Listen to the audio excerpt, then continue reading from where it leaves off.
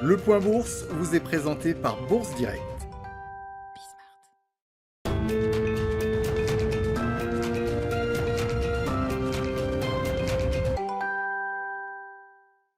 Ouverture dans le rouge ce matin pour le CAC 40 suite à sa clôture hier à finalement 4929 points,27 très exactement au terme d'un fixing plus long que prévu, sans doute lié aux problèmes techniques connus par l'opérateur Euronext hier dans la journée.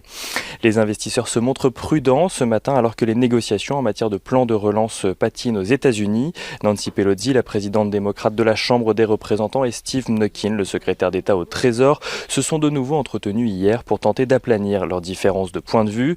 Nancy Pelosi qui continue d'espérer obtenir un meilleur aperçu de la possibilité de voter ou non le plan de relance avant la date butoir qu'elle a elle-même fixée à ce soir.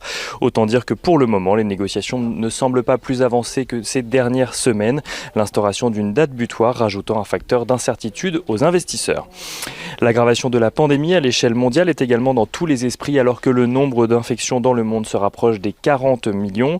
Les investisseurs peuvent cependant espérer que le vaccin test de Pfizer soit commercialisé avant la fin de cette année, comme le laboratoire l'a laissé entendre il y a quelques jours. Il attend les derniers résultats de test pour demander une autorisation à la FDA en novembre.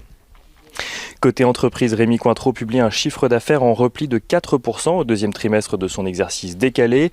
Une bonne nouvelle au vu du repli de 33% au premier trimestre. Le groupe en profite pour relever sa prévision de résultats opérationnels courants pour son exercice complet.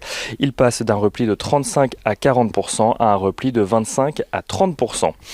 Et en ce qui concerne Unibail-Rodamco-Westfield, le président du directoire défend de son côté sa stratégie dans une interview au Figaro à la suite de la fronde de certains actionnaires. Il estime que l'augmentation de capital est la seule façon de garantir l'avenir du groupe.